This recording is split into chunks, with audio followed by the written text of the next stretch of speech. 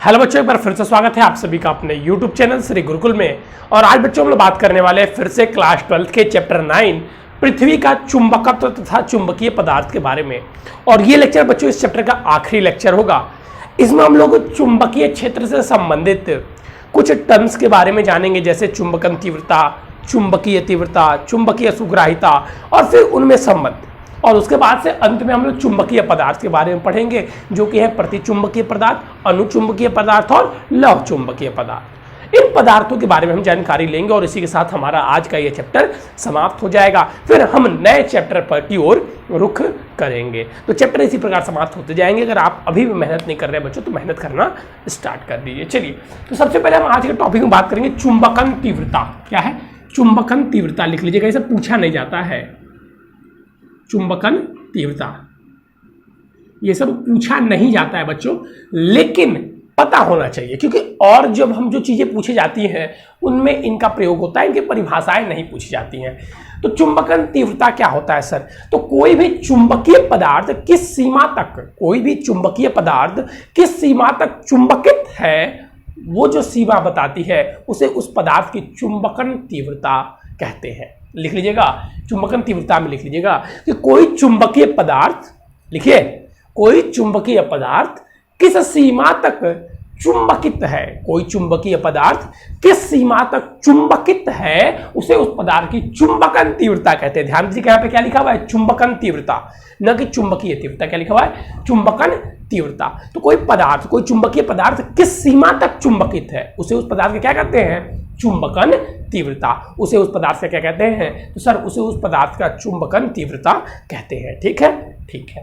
अब इसको, इसकी जो सूत्र है, इसको परिभाषित कैसे करते हैं? तो किसी चुंबकीय पदार्थ के एक एकांक आयतन में चुंबकीय आघूर्ण को ही चुंबकीय तीव्रता कहते से परिभाषित करते हैं। लिख लीजिएगा कि देखिए, इसको हम I से डिनोटेड करते हैं, तो I इक्वल टू हो जाएगा M/V। तो इसको लिखेंगे परिभाषित कि किसी चुंबकीय, परिभाषा जो मैंने बोला वही था, इसको देखिए मैं फॉर्मूले से बता रहा हूं। इसका फॉर्मूला लिख लीजिएगा, ये होता है I इक्वल टू M/V। ये मेन आपको ये फॉर्मूले ही यहां पर याद रखने हैं, और फॉर्मूले भी कुछ मतलब टर्म आपको सारे याद रखने हैं। I इक्वल टू M/V लिखिएगा, मैं बोल देता हूं। कोई भी चुंबकीय पदार्थ किस सीमा तक चुंबकित है, ये चुंबकीय, यही इसे चुंबकीय तीव्रता कहते हैं, चुंबकन तीव्रता कहते हैं।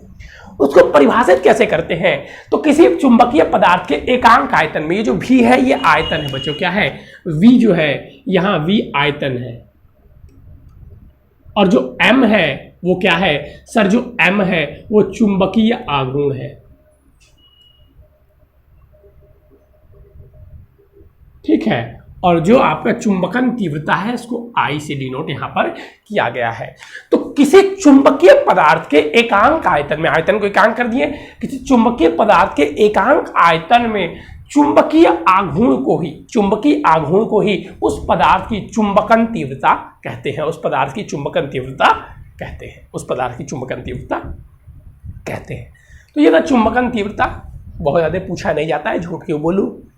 पूछा जाता है चुंबकीय सुग्राहिता और चुंबकीय तीव्रता में संबंध, ये बहुत बार पूछा जाता है, तो वो चीजें भी हम पढ़ेंगे। तो ये सबसे पहले था आपका चुंबकन तीव्रता। ठीक है, चलिए, ये हो गया आपका फॉर्मूला, चीजें भी लिख ली। अब दूसरा आता है चुंबकीय तीव्रता। क्या आता है? चुंबकीय तीव्रता।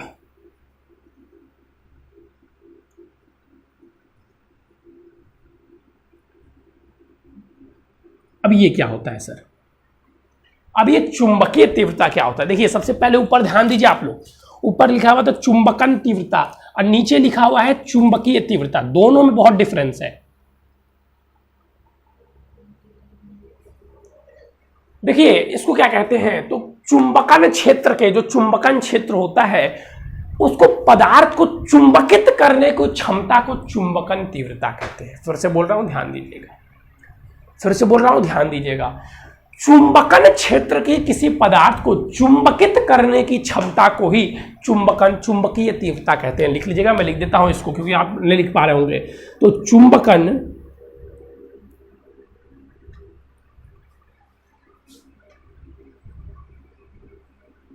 क्षेत्र को चुंबकन क्षेत्र की पदार्थ को चुंबकित करने की क्षमता को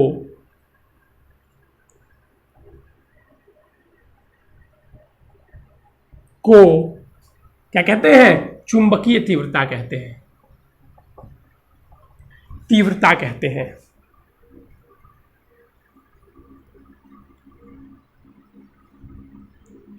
लिख लीजिएगा, इसे वेक्टर H से दर्शाते हैं। इसे क्या?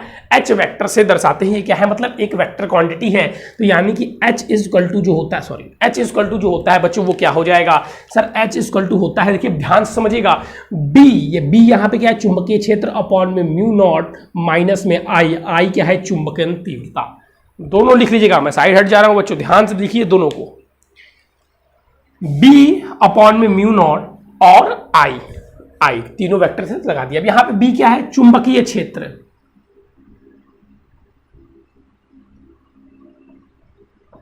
म्यू नॉट क्या है? I, म्यू नॉट तो पता है ना, म्यू बाई 4 पाई आप पढ़े हुए थे, कांस्टेंट है। I क्या होता है? चुंबकन तीव्रता।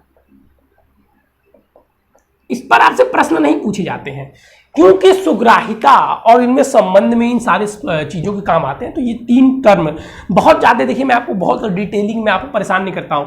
जितनी चीजें आपको जाननी जरूरी है, जानना बहुत जरूरी, जो चीजें बताता हूं वो जानना बहुत जरूरी है। ये फॉर्मूले आपको याद होने चाहिए, जहां पे ये चुंबकीय क्षेत्र और ये चुंबकन तीव्रता है। चुंबकन क्षेत्र के पदार्थ को चुंबकित करने की क्षमता को ही चुंबकीय तीव्रता कहते हैं। बस हो गया खत्म। इसका ये था और इसका ये था। समझ में आ रहा है? ठीक है सर।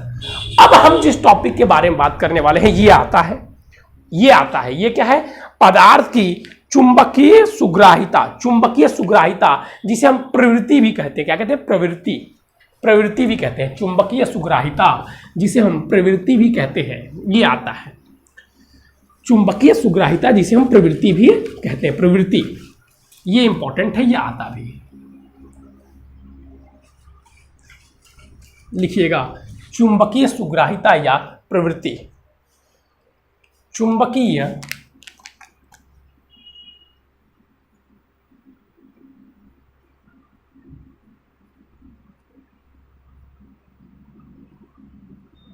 या एक्सएम से इसे रिप्रेजेंट करते हैं। लिख लीजिएगा, बहुत इंपॉर्टेंट है, ये पूछा जाता है। अब आप लोग बताइए, किसी भी चीज की सुग्राहिता क्या होती है?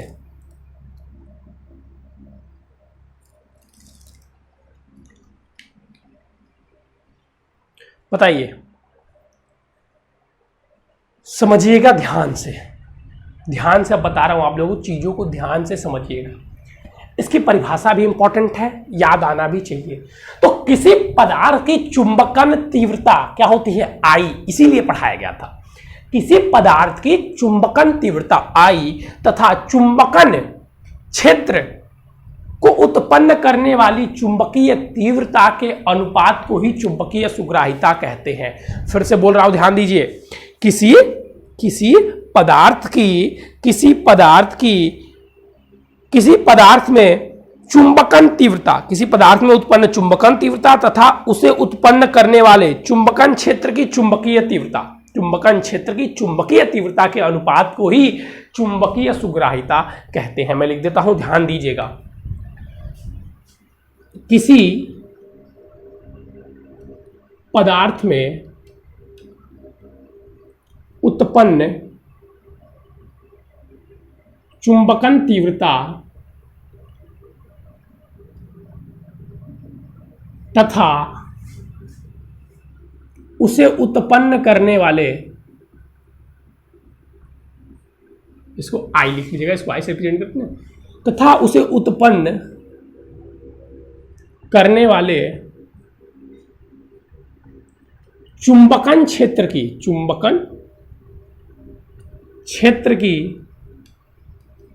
चुंबकीय तीव्रता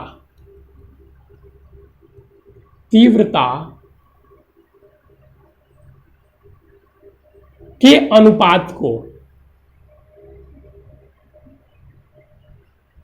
क्या कहते हैं? चुंबकीय सुग्राहिता कहते हैं। इसीलिए वो आपको पढ़ाया गया था, चुंबकीय सुग्राहिता। ये पूछा जाता है। ठीक है, इसे पूछा जाता है। फॉर्मूला लिख लीजिएगा इसका, अगर हम लोग बात करेंगे तो क्या हो जाएगा, एक्स एम इजकल टू में आई अपॉन में एच। ये इंपॉर्टेंट है, अभी संबंध भी इंपॉर्टेंट है, लेकिन सबसे पहले इसको लिखिए। एक बार मैं फिर बोल रहा हूं, चीजों को ध्यान से देखिए। किसी पदार्थ में उत्पन्न चुंबकन तीव्रता तथा उसे उत्पन्न करने वाले चुंबकन क्षेत्र की चुंबकीय तीव्रता के अनुपात को ही क्या कहते हैं, चुंबकन सुग्राहिता कहते हैं, चुंबकीय सुग्राहिता अथवा प्रवृत्ति कहते हैं।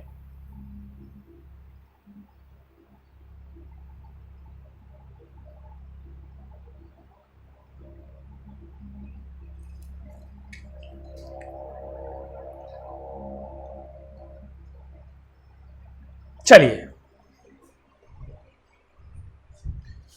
अब हम लोग जिस टॉपिक के बारे में बात करने वाले हैं वो इंपॉर्टेंट टॉपिक है।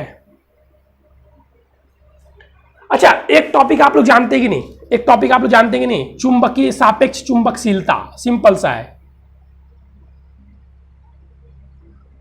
किसी पदार्थ की चुंबकशीलता, सापेक्ष चुंबकशीलता जानते कि नहीं, पहले वो बताना जरूरी होगा, क्योंकि मुझे बताना है सापेक्ष चुंबकशीलता तथा चुंबकीय सुग्राहिता में संबंध, जो कि एक इंपॉर्टेंट पॉइंट है, पूछा जाता है। तो सापेक्ष चुंबकशीलता आप लोग जानते कि नहीं जानते हैं, बता दे रहा हूं। अगर नहीं जानते हो तो लिख लीजिएगा भाई, लिख लीजिएगा। नहीं जानते तो बार बार एक ही पॉइंट को मैं कितनी बार रिपीट कर सकता हूं।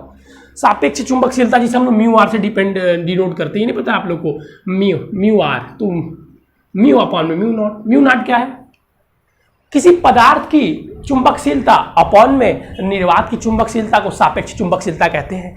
ऐसे ही विद्युतशीलता में भी था, अगर आप लोगों ने ध्यान दिया होगा तो म्यू आर को हम लोग क्या कहते हैं, सापेक्ष चुंबकशीलता। ये क्या होता है, किसी चुंबकीय पदार्थ की चुंबकशीलता बटे निर्वात की चुंबकशीलता के अनुपात को ही क्या कहते हैं, निर्वात में चुंबकीय क्षेत्र की चुंबकशीलता के अनुपात को ही क्या कहते हैं हम लोग, सापेक्ष चुंबकशीलता कहते हैं, सापेक्ष चुंबकशीलता कहते हैं। चलिए अब लिखिएगा, सापेक्ष चुंबकशीलता, ये इंपॉर्टेंट है भाई। सापेक्ष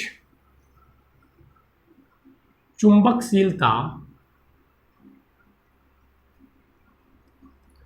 सापेक्ष चुंबकशीलता म्यू आर तथा चुंबकीय सुग्राहिता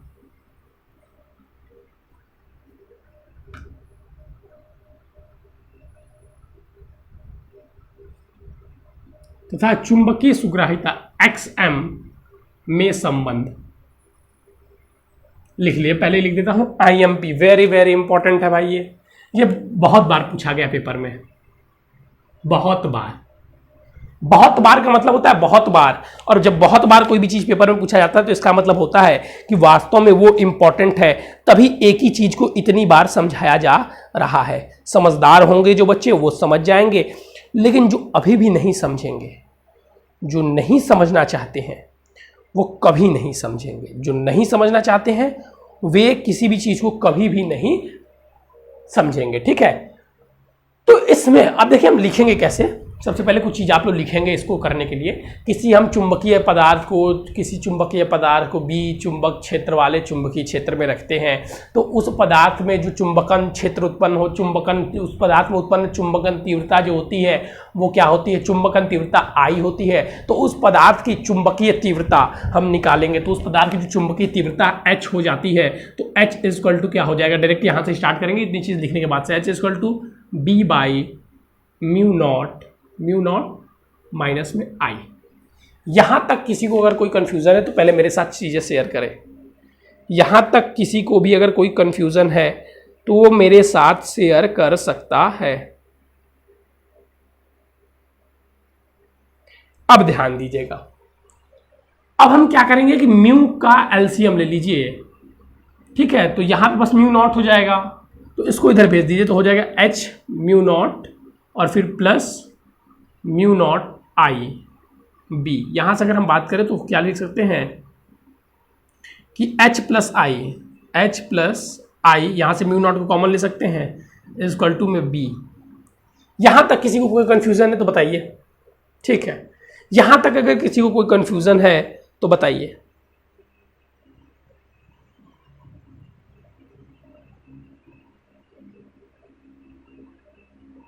नहीं सर, यहां तक किसी को भी कोई कंफ्यूजन नहीं है।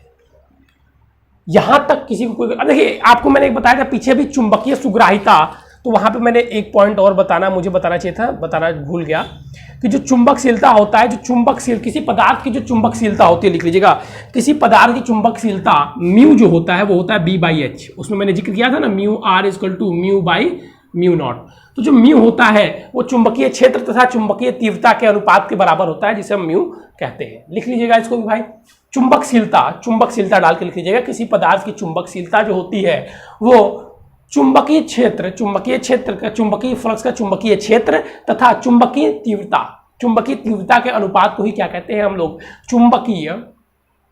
चुंबकशीलता कहते हैं। चुंबकशीलता बराबर क्या होता है, चुंबकीय पदार्थ, चुंबकशीलता बराबर क्या होता है, चुंबकीय क्षेत्र बटे में चुंबकीय तीव्रता, चुंबकीय क्षेत्र बटे में चुंबकीय तीव्रता। तो यहां से ये चीज आपको याद रखना होगा, यू बराबर, ठीक है, यानी कि चुंबकशीलता बराबर।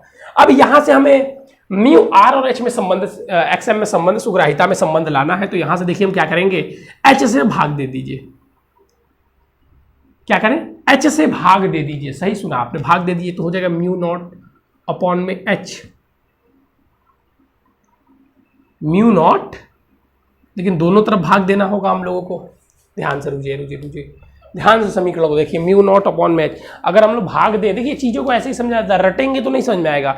हमने आज तक खुद किसी भी चीज को रटने का प्रयास नहीं किया है। भाग दीजिए, चलिए, तो म्यू नॉट अपॉन में, जैसे ही एच का मल्टीप्लाई करेंगे तो एच अपॉन में एच हो जाएगा, प्लस आई अपॉन में एच हो जाएगा, और यहाँ पे बी अपॉन में एच हो जाएगा। ठीक है सर, दोनों पक्षों में भाग देंगे तो एक एच से एक एच कट जाएगा।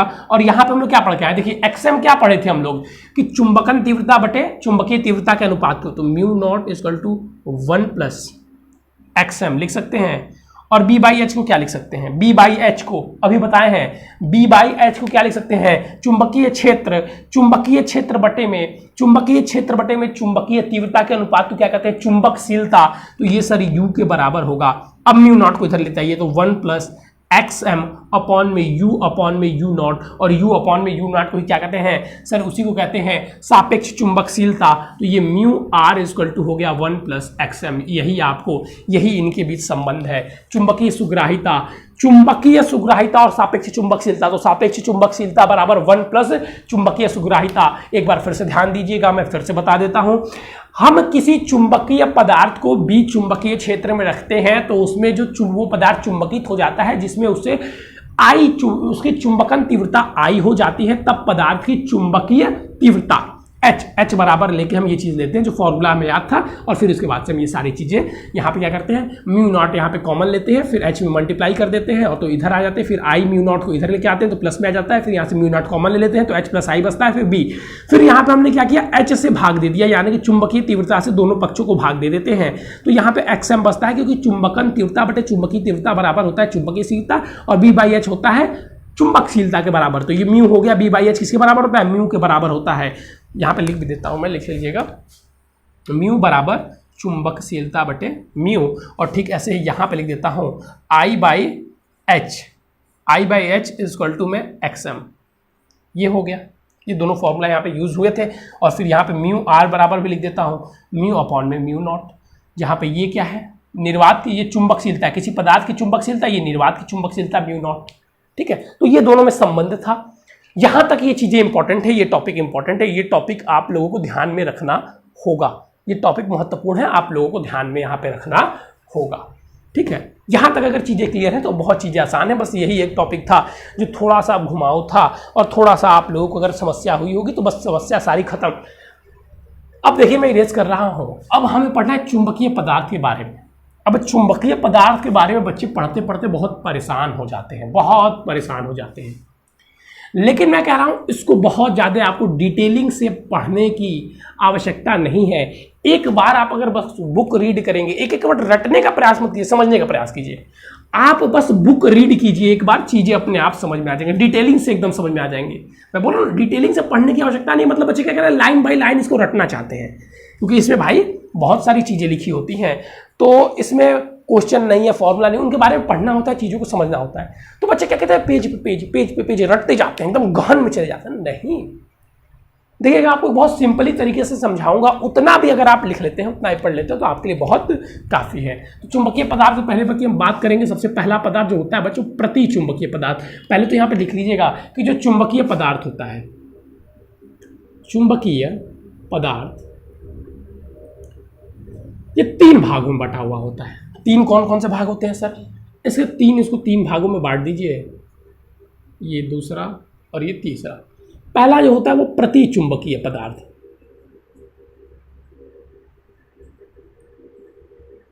ठीक है। पहला जो होता है क्या होता है? प्रति चुंबकीय पदार्थ। जो दूसरा होता है अनुचुंबकीय पदार्थ।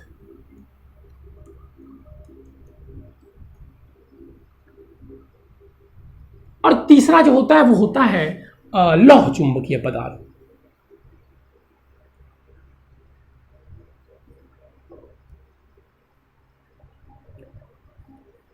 देखिए एक सिंपली सी बात अगर हम आपको बताएं तो ये दोनों पदार्थ कह सकते हैं हम लोग सेम ही है, मतलब सेम नहीं कह सकते, मूर्ख वाली बात हम कर देते हैं। मतलब ये दोनों पदार्थ के जो गुण है ना वो आपको बस एक पढ़ेंगे दूसरा आपको हो जाएगा। कैसे सर? ये इनके आप पिताजी समझ लीजिए, ये इनके आप पिताजी समझ लीजिए, इनकी जो गुण होगी वो उससे इसकी अधिक होगी। जैसे कुछ चीजें आपको बता रहा मतलब एक सिंपल सा एग्जांपल दे रहा हूं। जैसे मान लीजिए कि ये 3 फुट लंबे हैं तो ये 6 फुट लंबे हो जाएंगे, 6.5 फुट लंबे हो जाएंगे। इनका वजन 8 किलो है तो इनका वजन 16 किलो 17 किलो हो जाएगा। इनसे हमेशा अधिक होंगे, जैसा कि मैं बताऊंगा अभी आप लोगों को चीजें समझाऊंगा समझ आ जाएगी। तो ये समझिएगा ये इनके बस पिताजी हैं। अगर आप ये भी पढ़ लेते हैं तो बस उसमें अधिक करते जाइए कि अधिक होता है, लौह चुंबकीय से अधिक होता है, अनुचुंबकीय से अधिक होता है, तब भी ये लौह चुंबकीय का आप लिख पाएंगे। बहुत सिंपल सा एक ट्रिक है। तो ये 3 पदार्थ थे बच्चों जो आपके चुंबकीय पदार्थ के थे। चुंबकीय पदार्थ में हम लोग को 3 पदार्थों के बारे में पढ़ना है। तो सबसे पहला पदार्थ हम यहाँ पे लिखेंगे जो कि होगा हमारा प्रति चुंबकीय पदार्थ, और उसके बारे में हम लोग अध्ययन करेंगे कि ये प्रति चुंबकीय पदार्थ क्या होता है। सभी पदार्थों को हम लोगों ने 3 भागों में बांट दिया, एक प्रति चुंबकीय, एक अनुचुंबकीय और एक लौह चुंबकीय। अब प्रति चुंबकीय नाम से ही स्पष्ट है, प्रति चुंबकीय पदार्थ, ये नाम से ही स्पष्ट आप लोगों को समझ में आ रहा होगा। इसमें कुछ बहुत ज़्यादा डिटेलिंग मुझे करने की जरूरत नहीं है। प्रति मतलब प्रतिकर्षण, याद आ रहा है एक शब्द प्रतिकर्षण? हाँ सर उल्टा।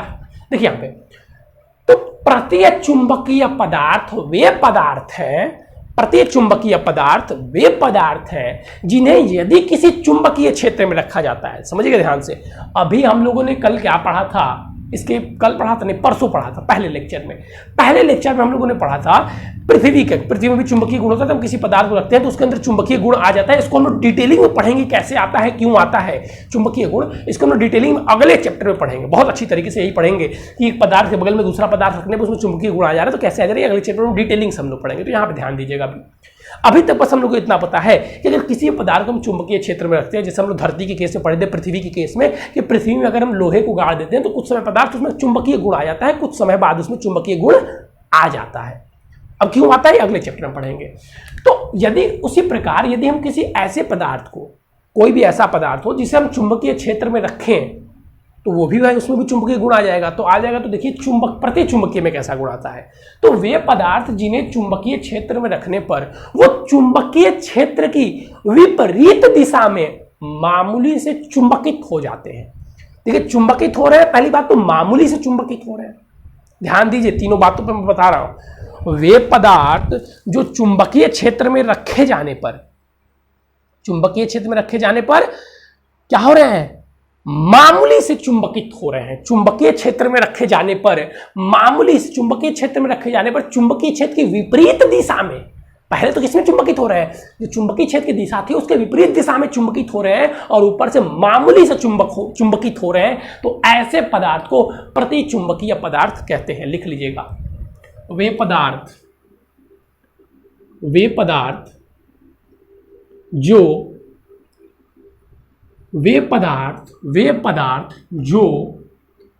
चुंबकीय, किसी चुंबकीय क्षेत्र लीजिए, वे पदार्थ जो किसी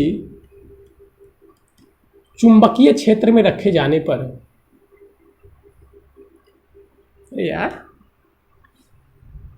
क्षेत्र में रखे जाने पर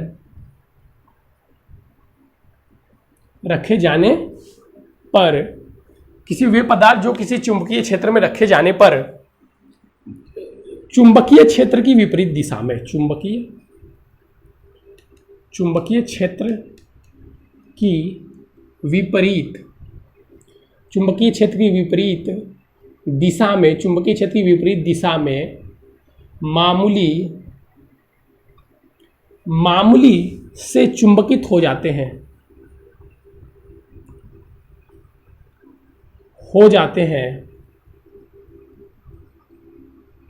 उन्हें मामूली से चुंबकित हो जाते हैं, उन्हें प्रतिचुंबकीय पदार्थ कहते हैं। मामूली से चुंबकित हो जाते हैं, थोड़ा सा और ऐड कर लीजिएगा, मामूली से चुंबकीय हो जाते हैं तथा चुंबक के निकट लाने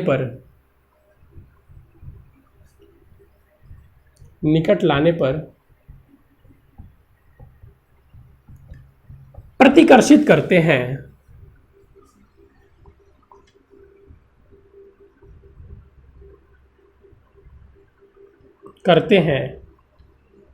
क्या कहलाते हैं? प्रतिचुंबकीय पदार्थ कहलाते हैं। प्रतिचुंबकीय पदार्थ कहलाते हैं,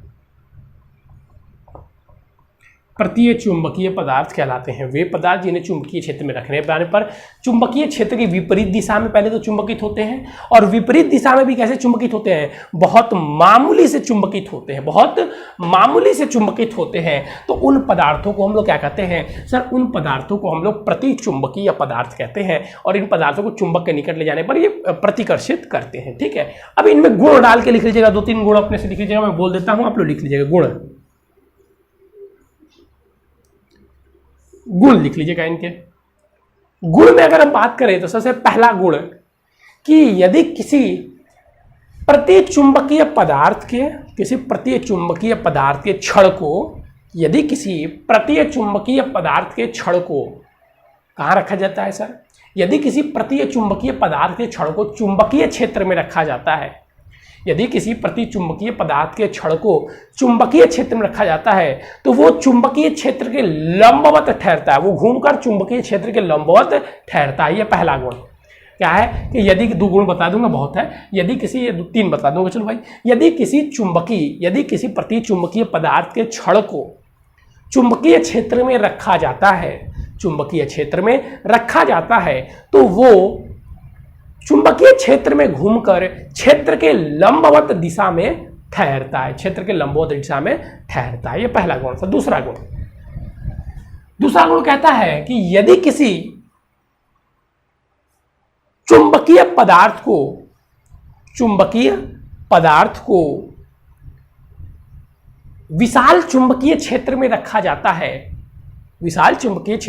जाता है, तो ये जो पदार्थ, जैसे मान लीजिए हम धूल ले लिए, आप बुक में देखेंगे तो आपको बुक में बहुत अच्छी तरीके से समझ में आएगी कि कटोरी में चुंबकीय पदार्थ की जो चूड़ा होता है उसे लिया रहता है कटोरी में, और वो जो पदार्थ होते हैं उसे मैग्नेट चुंबक है जो यूनाल के, उसके मतलब ऊपर ऐसे रखा जाता है, तो वो जिधर कम चुंबकीय तीव्रता होती है उधर आकर्षित करते हैं, जिधर कम चुंबकीय तीव्रता होती है वो उधर की तरफ आकर्षित करते हैं, तो बीच में ऐसे गैप बन जाता है और किनारे से ऐसे हो जाता है। वो आप लोग देखेंगे तो आप लोग को बुक में ज़्यादा समझ में आएगी, आप उसको देख लीजिएगा। कोई यहाँ पे बताना, दिखाने से ही ज़्यादा चीज़ें समझ में आएंगी, जो उसमें 4 में 4 बार लिखवा देता है, लेकिन वो दिखाने से समझ में आएंगी, तो उसको बुक में एक बार देख लीजिएगा। दूसरा गुण लिख लीजिएगा कि ये प्रतिचुंबकीय पदार्थ की चुंबकन तीव्रता, क्या लिखे थे यार हम? प्रतिचुंबकीय पदार्थ के गुण कह रहे थे ना, चलिए ध्यान दीजिएगा। तो जो प्रतिचुंबकीय पदार्थ का गुण है तो उसमें एक ये भी गुण है कि ये ताप पर निर्भर नहीं करते। ठीक है, इनकी जो चुंबकीय सुग्राहिता होती है प्रतिचुंबकीय पदार्थ की, दूसरा लिख लीजिएगा, प्रतिचुंबकीय पदार्थ की चुंबकीय सुग्राहिता ताप पर निर्भर नहीं करती है। प्रतिचुंबकीय पदार्थ की चुंबकीय सुग्राहिता ताप पर निर्भर नहीं करती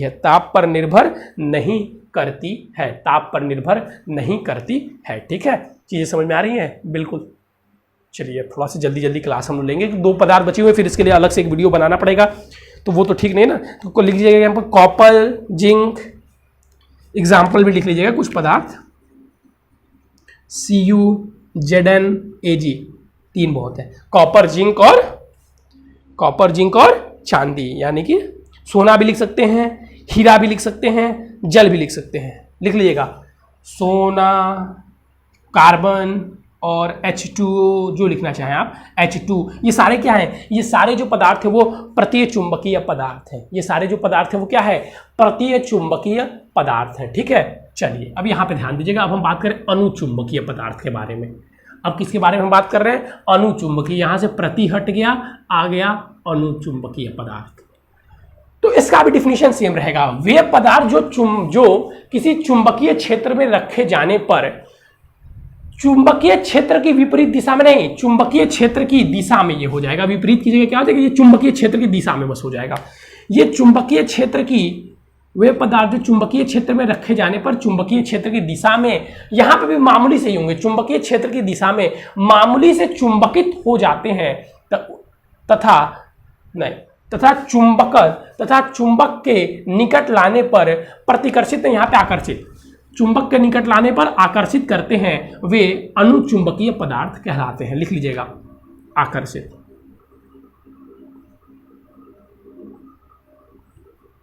अणुचुंबकीय लिख लीजिएगा। बोल रहे एक बार देख लीजिए, वे पदार्थ यहां पे किस पदार्थों के बारे में बात हो रही है? किस पदार्थों के बारे में बात हो रही है? तो सर वे पदार्थ जो चुंबकीय क्षेत्र, वे पदार्थ जो किसी चुंबकीय क्षेत्र में रखे जाने पर चुंबकीय क्षेत्र की दिशा में ये किसमें चुंबकित हो रहे हैं? तो ये चुंबकीय क्षेत्र की दिशा में चुंबकित हो रहे हैं मामूली से। वे पदार्थ जो चुंबकीय क्षेत्र में रखे जाने पर चुंबकीय क्षेत्र की दिशा में मामूली से चुंबकित हो जाते हैं तथा चुंबक के निकट लाने पर आकर्षित करते हैं, अणुचुंबकीय पदार्थ कहलाते हैं। गुण में लिख लीजिएगा। गुण में लिखेंगे तो किसी अणुचुंबकीय पदार्थ के अगर छड़ को चुंबकीय क्षेत्र में रखा जाता है तो वो घूमकर चुंबकीय क्षेत्र के समांतर हो जाता है। प्रति चुंबकीय का क्या हो रहा था? प्रति चुंबकीय क्षेत्र लंबवत हो जा रही थी छड़, लेकिन अणुचुंबकीय की जो छड़ है वो समांतर क्षेत्र के हो जाएगी। तो लिखिएगा, किसी प्रति चुंबकीय पदार्थ की छड़ को चुंबकीय क्षेत्र में रखने पर वो घूमकर चुंबकीय क्षेत्र की दिशा के समांतर हो जाती है, चुंबकीय क्षेत्र की दिशा के समांतर हो जाती है। ये पहला था। दूसरा गुण, अणुचुंबकीय पदार्थ की चुंबकीय सुग्राहिता। अणुचुंबकीय पदार्थ की चुंबकीय सुग्राहिता, ध्यान से लिखिए, अणुचुंबकीय पदार्थ की चुंबकीय सुग्राहिता, अणुचुंबकीय पदार्थ की चुंबकीय सुग्राहिता पदार्थ के केल्विन ताप के व्युत्क्रमानुपाती होती है। क्या होती है? अणुचुंबकीय पदार्थ की जो चुंबकीय सुग्राहिता है, जो भी हम लोग पीछे पढ़े सुग्राहिता, वो क्या होती है? वो केल्विन ताप के अनुक्रमानुपाती है। यानी केल्विन का बढ़ाने पर वो क्या होता है? घटता है, और घटाने पर वो क्या होता है? बढ़ता है। तो लिख देता हूं मैं दूसरा गुण डाल के, XM जो सुग्राहिता होती है वो व्युत्क्रमानुपाती होती है, जबकि उसमें निर्भर नहीं करता था ताप पर, लेकिन ये ताप पर निर्भर कर रहा है। प्रतिचुंबकीय निर्भर नहीं करता था और ये निर्भर कर रहा है। अब इसमें एग्जाम्पल भी लिख लीजिएगा अणुचुंबकीय पदार्थ में, जैसा कि हम लोगों ने उसका एग्जाम्पल लिखा, तो इसका भी जरूरी है ना भाई। तो एल्युमिनियम, सोडियम, मैग्नीशियम और ऑक्सीजन भी, बिल्कुल ऑक्सीजन सबसे पहले ये पूछा जाता है। एल्युमिनियम, सोडियम, मैग्नीशियम बहुत है, ऑक्सीजन सबसे ज़्यादा जो पूछा जाता है। ठीक है, तो ये है अणुचुंबकीय पदार्थ के आपके उदाहरण, ये है आपके अणुचुंबकीय पदार्थ के उदाहरण। ठीक है, जल्दी से इसको लिखिए, फिर हम लौह चुंबकीय की ओर कर चलेंगे। देखिए, अब मैंने बोला था ना, अणुचुंबकीय जो है उसी से उनके पिताजी हम कह सकते हैं लौह चुंबकीय पदार्थ को। तो बस ये लौह कर दीजिए यहाँ पे, और देखिए सारी चीजें अपने आप कैसे सेम हो जाएंगी। लौह चुंबकीय पदार्थ, सारे गुण सब में ऐसे ही लिख सकते हैं आप। गुण तो ऐसे इसका नहीं पूछता है, लौह चुंबकीय पदार्थ के गुण ही नहीं है, मतलब गुण है, मतलब वैसा नहीं पूछता है। ठीक है, ये लौह चुंबकीय पदार्थ में जो चीज़ आपको बताई जा रही है वो ध्यान रखिएगा। वे पदार्थ जो किसी चुंबकीय क्षेत्र में रखे जाने पर चुंबकीय क्षेत्र की दिशा में मामूली से बस हटा दीजिएगा। अब ये अधिक हो रहे हैं, चुंबकीय क्षेत्र की दिशा में क्या हो जाएंगे?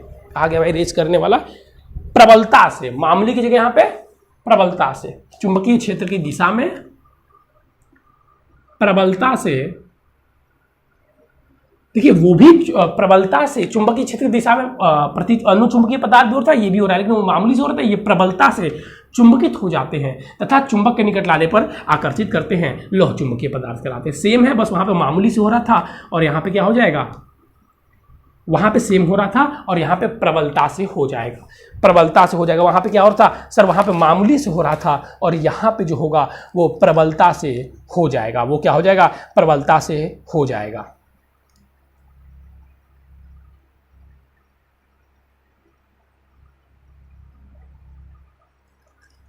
ठीक है। तो अब गुण की बात करेंगे तो इनकी भी जो सुग्राहिता होती है वो क्यूरी ताप के अनुक्रमानुपाती है गुण। इनका भी क्षण क्या होता है, घूमकर समांतर हो जाता है, सेम। दूसरा वाला जो ये भी होते हैं सेम है, क्यूरी ताप के अनुक्रमानुपाती होते हैं। अच्छा, अब केल्विन ताप के अनुक्रमानुपाती होते हैं। एक इनमें बस ऐड कर लीजिए कि इनका एक जो अलग से गुण है कि अगर इन्हें क्यूरी ताप, अब क्यूरी ताप पढ़ लीजिए, अगर इन्हें क्यूरी ताप पता है ना सबको, अगर इन्हें क्यूरी ताप से अधिक गर्म किया जाता है तो ये अनुचुंबकीय पदार्थ बन जाते हैं, सॉरी लौह चुंबक प्रतिचुंबकीय पदार्थ में परिवर्तित हो जाते हैं। यदि इन्हें क्यूरी ताप से अधिक गर्म किया जाता है, यदि इन्हें क्यूरी ताप से अधिक गर्म किया जाता है तो ये किस में परिवर्तित हो जाते हैं, अगर इन्हें क्यूरी ताप से ये प्रतिचुंबकीय पदार्थ में परिवर्तित हो जाते हैं। जैसे एग्जाम्पल की बात करें तो आयरन निकल, सही है ना, हाँ ठीक है, Fe iron nickel copper, 3 example इसके। तो ये जो तीनों पदार्थ हैं वो क्या है, ये सर तीनों पदार्थ जो है वो लौह चुंबकीय हैं। ये जो लौह चुंबकीय मैंने पहले बताया था उसके सारे गुण इसमें रहेंगे, बस ये अधिक हो जाएगा, अनुचुंबकीय से अधिक हो जाएगा। तो ये आपके तीनों पदार्थ है बच्चों जो हम लोगों ने पढ़ा। अगर आप लोगों ने ध्यान दिया होगा तो आपका केमिस्ट्री का पहला चैप्टर है ठोस अवस्था, उसमें भी ये टॉपिक था, लेकिन जो अब मतलब सिलेबस जो आया है उसको कटवा दिया गया है, लेकिन ये उसमें भी टॉपिक है जो कटवाया गया है। अब बुक खोलेंगे तो उसमें भी लौह चुंबकीय पदार्थों के बारे में दिया हुआ, तो इससे ज़्यादा अब आप लोग इसमें कुछ परेशान होने की आवश्यकता नहीं है। अब अगला चैप्टर जो हम लोग पढ़ेंगे उसमें हम आवेश का आना जाना पढ़ेंगे, किस प्रकार से कोई पदार्थ कैसे चुंबकित हो जाता है और कैसे चुंबकित नहीं होता है। तो बच्चों आज का जो आपका ये चैप्टर था, जो आज का नहीं मतलब आपका ये जो चैप्टर चल रहा था पृथ्वी का चुंबकत्व तथा चुंबकीय पदार्थ, ये यहीं पर समाप्त होता है। अब नेक्स्ट डे से बच्चों हम लोग नया चैप्टर स्टार्ट करेंगे, तो चैप्टर ऐसे ही खत्म होते जा रहे हैं क्योंकि बहुत छोटे छोटे ही आपके चैप्टर हैं। अब जो चैप्टर स्टार्ट होंगे वो रे ऑप्टिक्स से, मतलब 3-4 चैप्टर के बाद से रे ऑप्टिक्स से वो चैप्टर स्टार्ट होंगे, जो कि वो भी बहुत ज़्यादा लंबे लंबे नहीं, छोटे छोटे ही हैं, मतलब सारे कोई भी चैप्टर बहुत बड़े बड़े नहीं है। तो मेहनत करते रहिए, मेहनत बनाए रखिए। चलिए बच्चों, तो आज के बस इतना ही। Thank you, have a nice day. फिर मिलेंगे नए और इंपॉर्टेंट टॉपिक के साथ, लेकिन उससे पहले आप लोगों को बता देना चाहूँगा कि अगर आप इस चैनल पर नए जुड़े हैं तो इस चैनल पर हिंदी मीडियम के क्लास 10th और 12th के बच्चों की तैयारी बिल्कुल फ्री में कराई जाती है। अगर आप भी करना चाहते हैं चैनल को सब्सक्राइब कर दीजिएगा और डिस्क्रिप्शन में दिए गए व्हाट्सअप नंबर से भी हमसे जुड़ जाएगा। थैंक यू बच्चों, हैव अ नाइस डे।